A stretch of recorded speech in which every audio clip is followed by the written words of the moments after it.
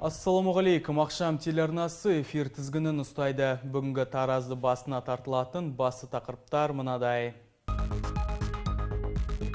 Қасым-Жомарт Тоқаев 2020 жылдың басым бағыттарын бекітті.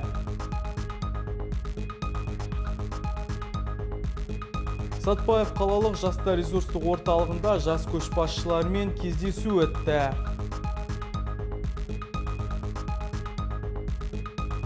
Ауғанстанда америкалық әскери ұшақ апатқа ұшырады.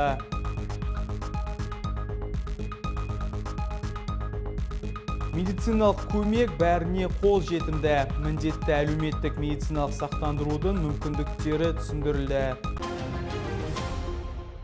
Қасым-Жомарт Тоқаев президент әкімшілігі басшылығымен 2020 жылғы жұмыстардың басым бағыттар жөнінде жиын өткізді. Үкіметтің кеңейтілген отырысында еліміздің әлеуметтік, экономикалық, қоғамдық саяси дамуы мен сыртқы саясат жөніндегі мәселелер талқыланды.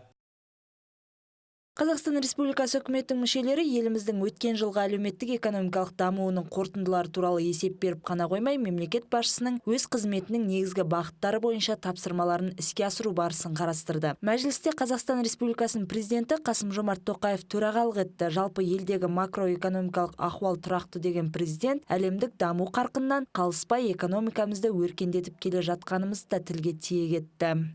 Бюджет саласы қызметкерлерінің жалақысын арттыруға, атаулы әлеуметтік көмектің жаңа тетіктерін енгізуге бағытталған бір қатар заңнамалық акты қолданысқа енді. Педагог мәртебесі туралы заң қабылданды. Экономиканы дамыту және бизнеске қолдау көрсету мақсатымен түрлі тексерістер жүргізуге мораторий енгізілді. Шағын және микробизнес салықтан босатылды.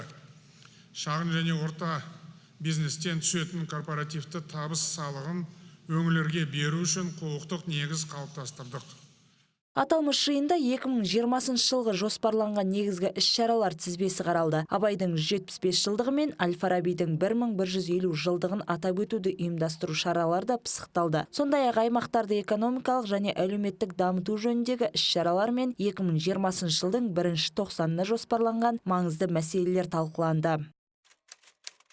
Жалпы біз өткен жылы жақсы көрсеткіштерге қол жеткіздік. Экономикалық өсім 4,5% құрады. Экономиканың негізгі салаларында өсу динамикасы байқалады. Осы көрсеткіштердің барлығы халықтың өмір сүру деңгейіне оң әсер етуі тиіс. Менің сайлауалды тұғырнамада айтылған негізгі міндеттерді іске асыру қажет. Бұл елдің тұрақты дамуына, халықтың әл-ауқатын арттыруға қуатты серпін береді.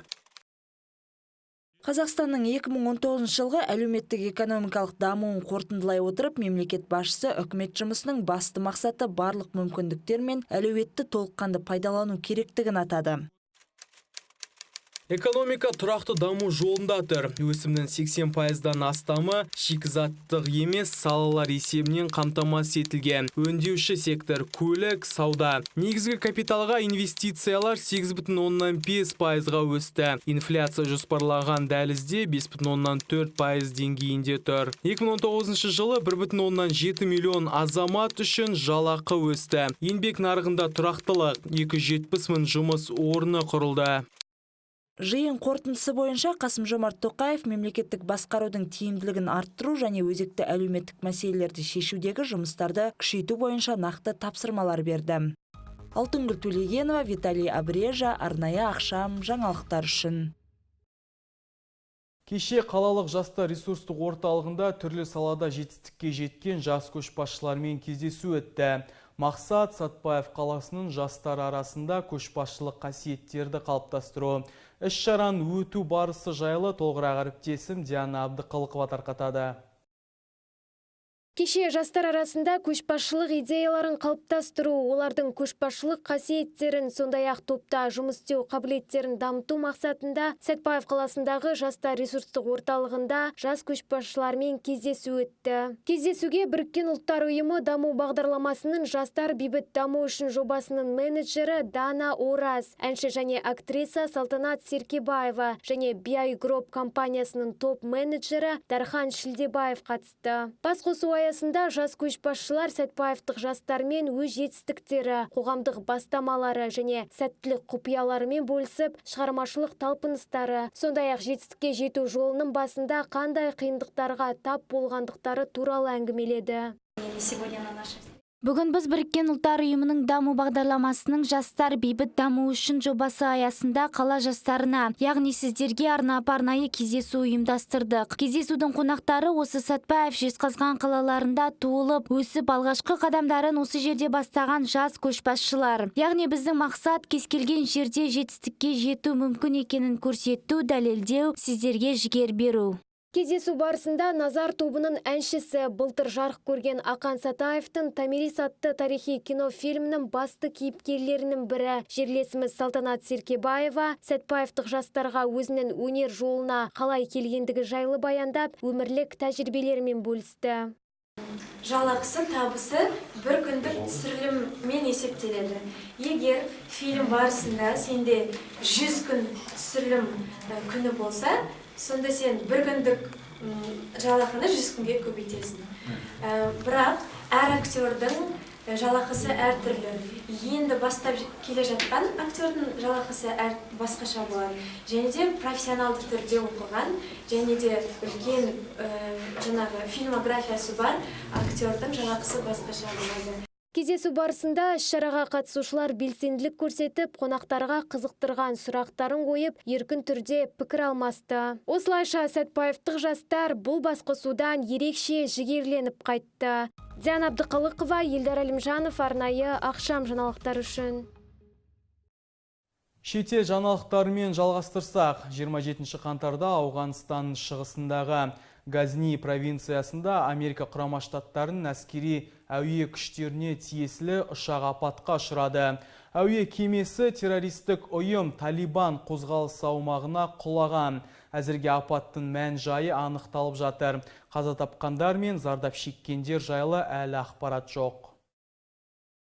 Оқыс оқиға Дехиак ауданында болғаны нақтыланды. Америка Құрама Штаттары әскери әуе күштеріне тиесілі ұшақ Ауғанстанның шығысындағы Газни провинциясында 27 қаңтар жергілікті уақыт бойынша 13:10-да апатқа ұшыраған. Апаттың мән-жайы анықталып жатыр. Қаза тапқандар мен аман қалғандар жайлыда әлі ақпарат жоқ. Толу Ньюс басылымының айтуынша, әуе кемесі Қазақстан, Ресей мен басқа да бірқатар елде тыйым салынған террористік ұйым Талибан қозғалысы аумағына құлаған. Әзірге апатты тәліптер мойнына алған алмағаны белгісіз. Жергілікті агенттіктердің бірінде тәліптердің өкілі ұшақтың атып түсірілгенін мойындады делінсе, өзге агенттіктер ұшақтың құлағанын ғана хабарлаған.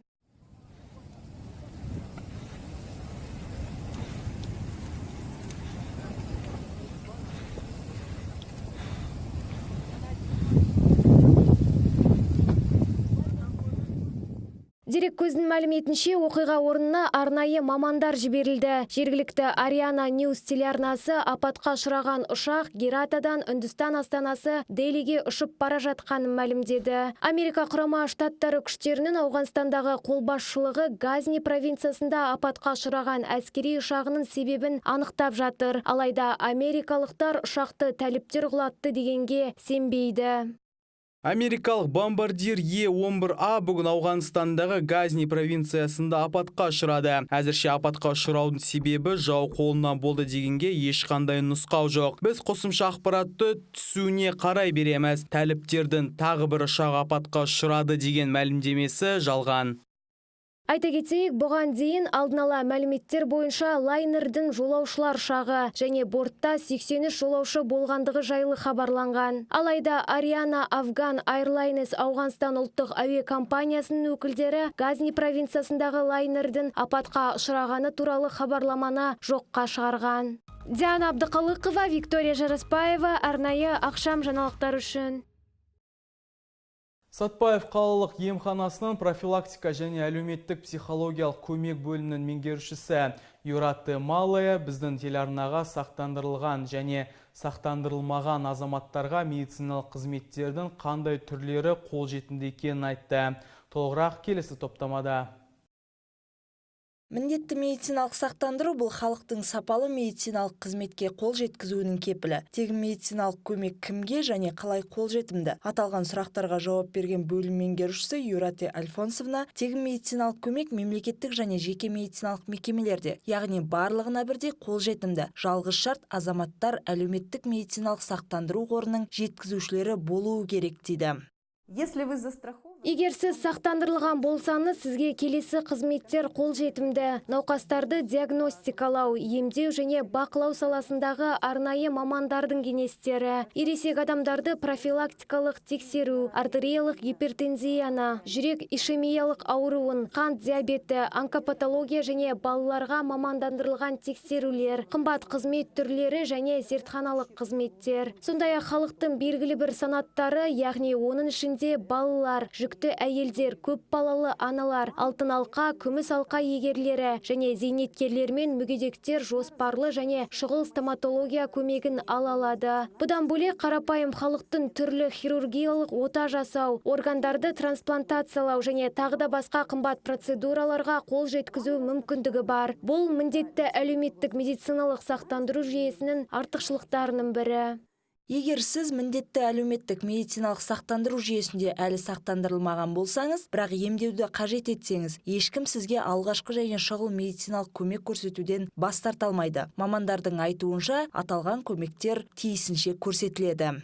Тегін медициналық көмектің кепілдендірілген көлемінің жаңа моделінде Қазақстан Республикасы азаматтары мен оралмандар сақтандыру мәртебесіне қарамастан жедел көмек, санавиация қызметтерін, негізгі консультация диагностикалық қызметтері мен бастапқы медициналық санитарлық көмекті, динамикалық бақылауды талап ететін созылмалы аурулар және әлеуметтік маңызы бар аурулар кезінде дәрі-дәрмектермен және медициналық мақсаттағы бұйымдармен қамтамасыз етіледі.